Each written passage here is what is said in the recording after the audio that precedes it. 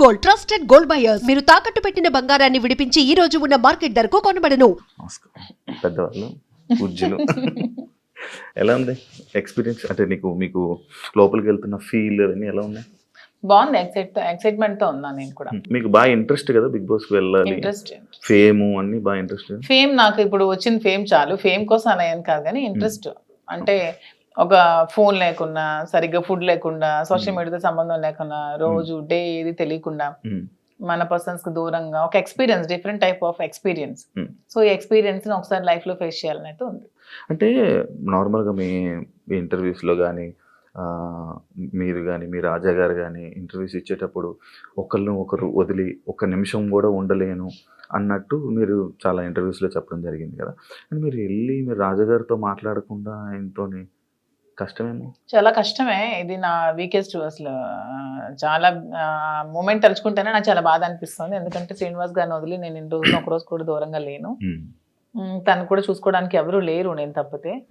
So ఇవన్నీ కొంచెం కష్టమే, అందుకనే ముందు నేను వెళ్ళలేదు.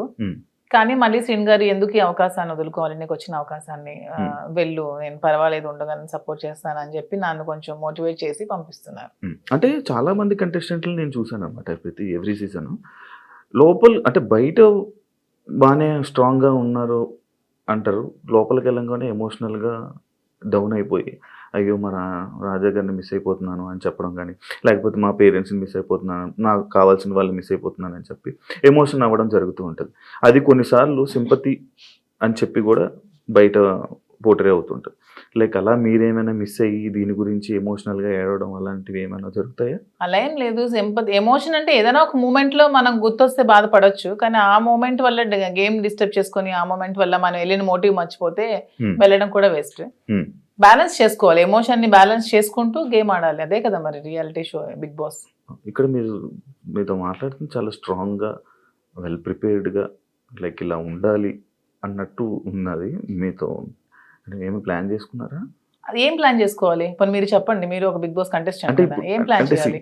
మీకు బేసిక్ గా ఆ ప్లానింగ్స్ ఏముంటాయి నాకు తెలియదు. అంటే రియాలిటీ షోలో రియలిస్టిక్ గా ఉండాలని నేను అనుకుంటున్నాను. ప్లానింగ్స్ ఏమైనా ఉంటే టిప్స్ చెప్పండి. టిప్స్ చెప్పడం కదా, అంటే స్టార్టింగ్ వెళ్ళే కంటెస్టెంట్లకి వాళ్ళకి ఏం తెలియదు, ఎవరు వస్తున్నారు ఏంటి, వాళ్ళ క్యారెక్టర్ ఏంటి, వాళ్ళు ఎలా బిహేవ్ చేయబోతున్నారు ఏంటి అనేది మనకు ఒక ఐడియా ఉండదు. కాకపోతే వైల్డ్ కార్డ్ వాళ్ళకి ఒక ప్లస్ పాయింట్ ఉన్నది. అంటే ఏ కంటెస్టెంట్ ఎలా ఆడబోతున్నాడు, ఏ కంటెస్టెంట్ ఎలా ఆలోచించబోతున్నాడు, వాడు ఏం చేయబోతున్నాడు, వాడి స్టెప్స్ ఏంటి అనేది మనకు ముందే ఒక ఐడియా ఉంటుంది. అంటే మీరు మొత్తం చూసారా ఈ 4 weeks? నేను మొత్తం చూడలేదు, అప్పుడప్పుడు చూస్తున్నాను. వాళ్ళకి ఎలా తెలియదో మాకు కూడా వాళ్ళు ఎలాగో తెలియదు. నాకు వాళ్ళ పేర్లు ఇప్పుడు తెలుసు అంతే, అంతకుమించి నాకు తెలియదు. అందులో మాస్కులతో ఆడినప్పుడు వాళ్ళు ఎప్పుడు ఎలా మారుతారో కూడా ఎవరికి తెలియదు. ఈ రోజు ఇలా ఉండొచ్చు, రేపొద్దున ఇంకొకలా ఉండొచ్చు. ఒక రోజు ఒకలా గేమ్ ప్లాన్ ఉంటుంది వాళ్ళు, ఇంకో రోజు ఇంకోలా ఉంటుంది. సో ఆ స్ట్రాటజీ కూడా కంప్లీట్ గా మనకు తెలియదు, తెలుస్తుంది అనేది అపోహ అంతే కదా. ఈ రోజు మీ గేమ్ ప్లాన్ ఒకలా వాళ్ళు ప్లాన్ చేసుకోవచ్చు, నెక్స్ట్ మూమెంట్ కి వాళ్ళు మారొచ్చు, ఇలా కాదు నేను ఇంకోలా ఆడాలని మారొచ్చు. సో ఒకే స్ట్రాటజీ మెయింటైన్ అవ్వదు కదా. అంటే లైక్ మాస్క్లు అని చెప్పి అన్నారు కాబట్టి ఎవరైనా మాస్క్ పెట్టుకుని ఆడుతున్నట్టు అనిపిస్తుంది, అందరూ ఆడుతున్నట్టు అనిపిస్తుంది, ఎవరు జెన్యున్ గా లేరని అనిపిస్తుంది.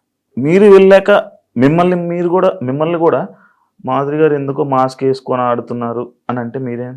నేను వచ్చాక క్వశ్చన్ చేస్తే ఆన్సర్ నేను చెప్తాను, మీకు అలా అనిపిస్తే. నేను వెళ్ళిన తర్వాత మీకు నేను ఏమైనా మాస్క్ వేసుకున్నట్టు అనిపిస్తే, వచ్చిన తర్వాత మీరు ఇదే క్వశ్చన్ మీకు ఉంటే అప్పుడు ఆన్సర్ చేస్తాను. మిమ్మల్ని ఎప్పుడు ఇంటర్వ్యూలో తప్ప బయట మీ గురించి తెలియదు, మీ ఎమోషన్స్ గురించి తెలియదు. ఎలాంటి విషయాల్లో మీరు కోపడుతుంటారు, ఎలాంటి విషయాల్లో మీరు ఎమోషనల్గా డౌన్ అవుతుంటారు? నాకు చాలా విపరీతమైన కోపం అసలు, యాక్చువల్గా చాలా అంటే చాలా కోపం. అసలు ఆ కోపాన్ని ముందు ఎలాగా అంచుకోవడానికి నేను ఒక ప్లాట్ఫామ్ అనుకుంటున్నాను. శ్రీనివాస్ గారు చాలా చెప్తున్నారు, చెప్పి పంపిస్తున్నారు. చాలా కోపం. అక్కడ ఏదైనా ఒక అన్యాయం జరుగుతోంది, అక్కడ తప్పు జరుగుతోంది, అది బాగాలేదు, అలా చేయకూడదు వాళ్ళ అనే మూమెంట్ నాకు అనిపించినప్పుడు నాకు చాలా అసలు ట్రిగ్గర్ అయిపోతాను, చాలా కోపం వచ్చేస్తుంది. అంటే ఎవరైనా ట్రిగ్గర్ చేసి ఈజీ, అది మీ వీక్నెస్ కదా. నేను ఎవరైనా ట్రిగ్గర్ చేస్తే ట్రిగ్గర్ అవ్వను, నాకు అది నచ్చకపోతే ట్రిగ్గర్ అవుతాను. అదే మీకు నచ్చని పనులు ఎవరో చేస్తారు, మరి అది వీక్నెస్ అవుతుంది కదా. అలా ప్రతిసారి ట్రిగ్గర్ అయిపోతుంది. ట్రిగ్గర్ అయ్యి వాళ్ళకి చెప్తాను, అది చేయకూడదు, మీరు ఇలా చేయండి, ఇది కరెక్ట్ కాదు, కరెక్ట్ చేసుకోండి అని చెప్తాను. వింటే ఓకే, వినకపోతే ఇంకా వాళ్ళ ఇష్టం. అండ్ ఇంకొకటి, చాలా మంది సీజన్స్లో అంటే మీ ఏజ్ కేటగిరీ గ్రూప్ ఉన్న పీపుల్ ఫాస్ట్గా ఎలిమినేట్ అయిపోయి వచ్చేసే ఛాన్సెస్ ఎక్కువ అనమాట. అది కాకుండా వైల్డ్ కార్డ్స్ కూడా లోపలికి వెళ్ళిన వెంటనే ప్రతిసారి అంటే ఎందుకు ఎక్కువ రోజులు సస్టైన్ అవ్వలేము, లోపల ఉండలేము అని బయటకు వచ్చేసే కానీ ఆ భయంతో ఎందుకు యాక్సెప్ట్ చేయడం, ఫస్ట్ వెళ్తే బాగుంది కదా అని అనిపించలేదా? అలా ఏం లేదు. వైల్డ్ గా ఉంటాను కాబట్టి వైల్డ్ కార్డ్ అనుకుంటున్నాను. అది అర్థమవుతుంది మరి. వైల్డ్గా ఉంటారని. దాంట్లో ఎందుకు అంటే మీ ఏజ్ మేము గెలవకూడదా, మేము ఆడలేమన్నా, మీ ఒపీనియన్ ఎందుకు మమ్మల్ని సపోర్ట్ చేయరా పబ్లిక్? పబ్లిక్ సపోర్ట్ చేస్తారు అంటే నేను ఆ అంటే విధంగా మీరు అన్నారు కదా మీ ఏజ్ వాళ్ళు వచ్చేస్తారు, మీ ఏజ్ వాళ్ళు త్వరగా వెళ్ళినట్టు. అది అనేది జనాలు ఒక ఒపీనియన్, జనాలకి ఒక ఒపీనియన్ అలా ఉండిపోయింది. ఎందుకు ఉండిపోయింది అది అంటే ఎందుకు నాకు అర్థం కాదు. ప్రతిసారి ఆ సీజన్ లో అలా జరగడం వల్లేమో, ప్రతి సీజన్స్ లో అలా జరగడం వల్లేమో. ఏం మేము సరిగ్గా గేమ్ ప్లే చేయలేమా, మేము సరిగ్గా స్ట్రాటజీ ప్లాన్ చేయలేమా, మేము ఫిజికల్ గేమ్స్ ఆడలేమా? మేము అన్ని 100% పర్ఫెక్ట్ గా ఇచ్చినప్పుడు మమ్మల్ని మేమే ఎందుకు ఎలిమినేట్ అవుతామని అనుకోవాలి. అంటే ఇప్పుడు మీకు అంటే లైక్ ఇంత బిఫోర్ ఇంటర్వ్యూలో చూసాను, నాకేమో డబ్బుకు అంత పెద్ద కరువు ఏం లేదు, నా దగ్గర కావాల్సినంత డబ్బు ఉందన్నారు. అంటే మీ డబ్బు ఉన్న వాళ్ళు అక్కడ బాత్రూమ్లు కడగమంటే బాత్రూమ్లు, గిన్నెలు కడగమంటే గిన్నెలు, కింద తోడమని తోడగలరా? అదే కొంచెం కష్టం. అదే ఇలాంటి విషయాలు ఉంటాయి కదా, అలా దానికోసం అడిగాను క్వశ్చన్. కానీ శ్రీనివాస్ గారు దాన్ని కూడా నాకు మెంటల్ గా ప్రిపేర్ చేశారు. అంటే ఏ సిచ్యువేషన్ లో కూడా ఇలా ఉండాలి. ఇక్కడికి వచ్చాక కడిగిద్దామనా? నేను అసలు చీపురు పట్టుకుంటేనే అతను చూడలేరు. అదే మరి ఇప్పుడు అక్కడ అలా ఉంటాయి. అది కాకుండా మిమ్మల్ని అనరాని మాటలు అంటుంటారు. నాకు ఇష్టమైనది, నాకు వంట వచ్చు కదా, నేను వంట చూస్ చేసుకుంటాను, వాళ్ళకి చేయమని. అంటే మీకు నచ్చింది ఎవరు కదా, అది బిగ్ బాస్, అది బిగ్ బాస్ రిక్వెస్ట్ చేసుకుంటాను. మంచిగా మాట్లాడా. మీ జర్నీ నేను తెలుసుకోవాలనుకుంటున్నాను. లైక్ అన్ని ఇంటర్వ్యూస్లోనే లైక్ ఏదో అంటే ఇప్పుడు జరుగుతున్న ట్రెండింగ్ టాపిక్స్ ఇది, కానీ మీ జర్నీ ఏంటి, మీ ఎమోషనల్ స్టోరీ ఏంటి, అసలు మీ ఫస్ట్ నుంచి ఎలా ఇక్కడ దాకా ఇలా రావడానికి కారణాలు ఏంటి? నా జర్నీ కావాలంటే మీరు యూట్యూబ్లో ఓపెన్ చేస్తే మొత్తం జర్నీ వచ్చేస్తుంది. అది మ్యాటర్ చూసుకోండి. తర్వాత నా జర్నీ తెలియని ఆంధ్ర కానీ తెలంగాణ కానీ ప్రజలు ఎవరూ లేరు, అందరికీ తెలుసు. ఓకే, చిన్నప్పటి నుంచి నాకు బాగా స్పోర్టివ్ స్పిరిట్ ఎక్కువ, నాకు మంచి లీడర్షిప్ క్వాలిటీస్. చిన్నప్పటి నుంచే కాలేజ్ డేస్ నుంచే మంచిగా లీడర్షిప్ క్వాలిటీస్ ఉండేదాన్ని, లీడర్షిప్ క్వాలిటీస్ మెయింటైన్ చేసేదాన్ని. ఆ క్వాలిటీస్తో ఉన్న నన్ను మా నాన్నగారు కొంచెం ఆర్థోడాక్స్ కాబట్టి నాకు 19 yearsకే మ్యారేజ్ చేశారు. ఇంటర్మీడియట్లో మ్యారేజ్ అయింది, సెకండ్ ఇయర్లో. మ్యారేజ్ అయ్యాక కూడా నేను కొద్ది రోజులు ఫారెన్ వెళ్ళి షిప్లో ఉండి, నాకు ఇండియా అంటే అభిమానం కాబట్టి ఇండియాలోనే ఉండాలని డిసైడ్ అయిపోయి నేను ఇండియాకే వచ్చేసి మళ్ళీ స్టడీస్ కంప్లీట్ చేసి నా డిగ్రీ కంప్లీట్ చేశాను. కంప్లీట్ చేసి అప్పటికే మా ఇద్దరికి కంపాటబిలిటీ సరిగ్గా లేనందువల్ల నేను ఇంకా నాకంటూ ఒక ఇండిపెండెంట్గా బతకాలని నిర్ణయించుకొని పెట్రోల్ బంక్స్ అవి స్టార్ట్ చేశాను, రియల్ ఎస్టేట్ చేశాను, కన్స్ట్రక్షన్ చేశాను. సో ఆ ఫీల్డ్లో ఉండేదాన్ని. ఇంకా కొంచెం మైండ్ డీవియేషన్కి డాన్స్ క్లాసెస్ ఫ్రీగా చెప్పాను. ఫ్రీగా చాలా మందికి, వేల మంది పిల్లలకి, విద్యార్థులకి ఫ్రీగా డాన్స్ నేర్పించాను. భరతనాట్యం, లేడీస్కి కోలాటం డాన్స్ అవి నేర్పించాను. చాలా సోషల్ యాక్టివిటీస్ చేశాను. ఇవన్నీ యాక్టివిటీస్ చూసి గమనించి నన్ను పాలిటిక్స్లోకి ఇన్వైట్ చేశారు. ఇన్వైట్ చేశాక పాలిటిక్స్లో కూడా చాలా యాక్టివ్గా పార్టిసిపేట్ చేశాను. బాగా తిరిగేదాన్ని, బాగా ప్రజలతో ఇంకా కొంచెం మమేకమై తిరిగినప్పుడు నాకు వస్తున్న ఫేమ్ని, నా పడుగుతున్న గ్రాఫ్ని తట్టుకోలేక నా పార్టీలో ఉన్న చాలా మంది నన్ను తొక్కాలని చూశారు. ఆ సిచ్యువేషన్లోనే చాలా నన్ను బ్యాట్ చేయాలని ట్రై చేశారు. ట్రై చేసినప్పుడు నా పరిస్థితులు కూడా బాగాలేనందువల్ల, నేను దూరంగా ఉండడం వల్ల, శ్రీనివాస్ గారు కూడా ఇదే సిచ్యువేషన్లో దూరంగా ఉండడం వల్ల మా ఇద్దరం ఒకటై పెళ్లి చేసుకుందాం, తర్వాత లైఫ్ లీడ్ చేస్తాం, తర్వాత బిజినెస్ పెట్టాం, చాలా మందికి జాబ్స్ ఇస్తున్నాం, చాలా మందికి ఫుడ్ పెడుతున్నాం, లైఫ్ లీడ్ చేస్తాం. ఇది నా స్టోరీ. ఇంత ఫాస్ట్ ఎందుకంటే స్లో చెప్పు. మరి ఇంకా 1000 మందికి ఉద్యోగాలు ఇవ్వాలని నా కళ. త్వరలో నెరవేర్చాలని భగవంతుని కోరుకుంటున్నాను. హైదరాబాద్ లో ఇంకొన్ని బ్రాంచ్లు పెడుతున్నాను, వైజాగ్ లో నా బ్రాంచ్ స్టార్ట్ చేస్తున్నాము. సో ఇలా ఇంకొంచెం ముందుకు వెళ్తూ ఇంకొంతమందికి ఉపాధి కల్పిస్తూ లైఫ్ లీడ్ చేయాలనేది నా కోరిక. మీ జర్నీకి బిగ్ బాస్ జర్నీకి సంబంధం ఏంటి? నా జర్నీ చూసి నచ్చి బిగ్ బాస్ కి రమ్మని ఇన్విటేషన్. ఏం చెప్పారు జర్నీలో?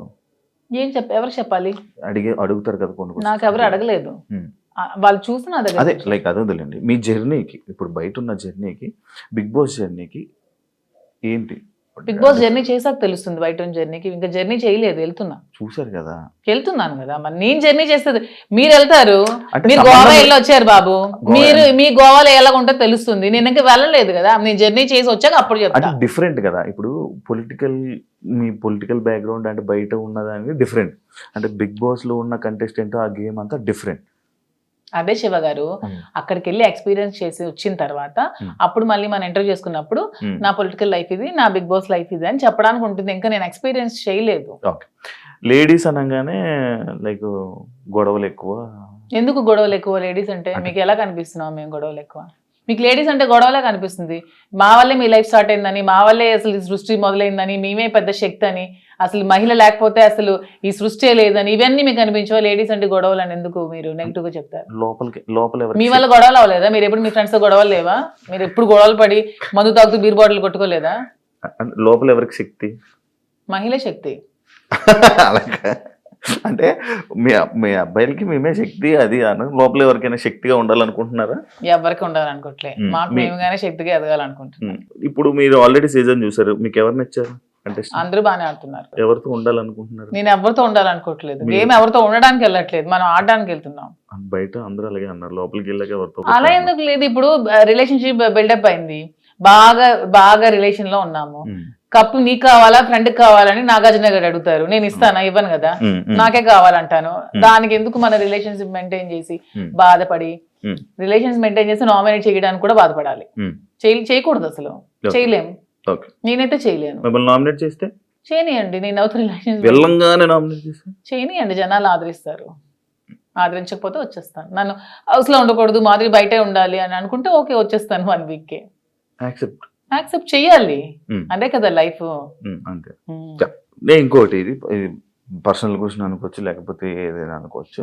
లైక్ బిగ్ కొన్ని సీజన్లకు వెళ్ళి, అంటే లైక్ ఒక రిలేషన్లో ఉన్న పర్సన్స్ లోపలికి వెళ్ళాక బయటకు వచ్చాక విడిపోవడం అలాంటివన్నీ జరుగుతుంటాయి. అవును, వాళ్ళు సరిగ్గా లేకపోతే అదే జరుగుతుంది, తప్పే ఉంది. ఏదో మనం బయట ఇలా ఉంటే బోట్లు పడతాయి, ఇలా ఉంటే జనాలు ఆదరిస్తా అనేది చాలా తప్పు. మనం మనలాగే ఉండాలి. ఆబ్వియస్లీ కంపాటబిలిటీ కుదరకపోతే వాళ్ళు రాంగ్ గా ఉంటే విడిపోవచ్చు, తప్పే ఉంది. రివ్యూస్ చూస్తుంటారా బయట? లేదు, నేను చూడను. అసలు మీకు బిగ్ బాస్ మీద ఐడియా ఉందా? ఉంది. ఏముంది? Big boss. మీకు బిగ్ బాస్ అంటే ఏమనుకుంటున్నారు? బిగ్ బాస్ అంటే ఒక బిగ్గెస్ట్ రియాలిటీ షో, ఒక నేషనల్ ఛానల్లో ఒక మంచి ప్లాట్ఫామ్ వెళ్ళిన ఎవరికైనా సరే అది మంచిగా యూజ్ చేసుకుంటే మనం మంచిగా లైఫ్ లో షైన్ అవ్వచ్చు. దాన్ని ఎక్కడైనా మనం మిస్యూజ్ చేసుకుంటే అక్కడే ఉండిపోతాం నెగిటివ్ గా. సో యూజ్ చేసుకునే విధానం బట్టి ఉంటుంది. ఒక మంచి ప్లాట్ఫామ్ వాళ్ళు కలిగించినప్పుడు మనం మంచిగా ఆడి మంచిగా జనాల ఆదరణ సంపాదించుకొని బయటకు వచ్చా కూడా దాన్ని మంచిగా యూజ్ చేసుకొని మనం ఇంకొంచెం స్థానానికి ఎదగొచ్చు అని నేనైతే అనుకుంటున్నాను. మంచిగా ఆడడం అంటే మనం జెన్యున్ గా ఉండాలి. మీరు అన్నట్టు అవేవి కాకుండా జెన్యున్ గా ఉండాలి. మీరు జెన్యున్ అనుకుంటారు కానీ బయట అలా అందరూ అనుకోరు కదా. అనుకుంటే ఆదరిస్తారు, అనుకోకపోతే 1 week లోనే పంపిస్తారు. బయట ఒకవేళ మీకు నెగిటివ్ అయినా యాక్సెప్ట్ చేస్తారా నెగిటివిటీని? నేను ఎక్స్ప్లెయిన్ చేసుకోగలను, ఏదైనా మా రిలేషన్షిప్ ఎలా ఎక్స్ప్లెయిన్ చేసుకొని చెప్పాను అది కూడా ఎక్స్ప్లెయిన్ చేసుకుంటాను. మీ జర్నీ గురించి, మీ గురించి ఏమైనా ఆడియన్స్ చెప్పాలనుకుంటున్నారా వెళ్ళే ముందు? 100% నాకు ఈ ప్రజలే నన్ను ఇంత ఈ స్థానానికి తీసుకొచ్చారు, నన్ను ప్రజలే ఆదరించారు. మీ ఆధారంతోనే నాకు ఈరోజు బిగ్ బాస్ అవకాశం వచ్చింది, మీ ఆధారంతోనే నేను హౌస్ లోకి వెళ్తున్నాను. అదే విధంగా మీ సపోర్ట్ నాకు ఇంకొంచెం ముందుకు వెళ్తూ నాకు ఇంకొంచెం మీరు ముందుకు నడిపించాలని కోరుకుంటున్నాను. మీరు టాస్క్లు ఆడగలరా? ఎందుకు ఆడలేను? మీకు అంత వీక్ గా కనిపిస్తున్నాను అంటే ఒక ఉమెన్ మదర్ అంటే టాస్క్లు ఆడలేదా? నేను అలా అనలేదండి, టాస్క్లు సంజన గారు కూడా ఆడుతున్నారు కదా, లైక్ మీరు ఓకేనా? ఎప్పుడు ఆడలేదు కదా, లైక్ అలా. అసలు లేడీస్ అందరూ కూడా ఆడగలరు, వాళ్ళు అనుకుంటే ఆడగలరు. Okay, thank you so much Madhuri గారు. మిమ్మల్ని చూస్తుంటే చాలా స్ట్రాంగ్ అనిపిస్తుంది, లోపల కూడా వెళ్ళి ఇదే స్ట్రాంగ్గా ఉంటారని, మంచిగా ఆడతారని, ఆడియన్స్లో మంచి పేరు తెచ్చుకొని ఫైనల్ వరకు వెళ్తారని మనస్ఫూర్తిగా కోరుకుంటున్నాను. Wish you all the best.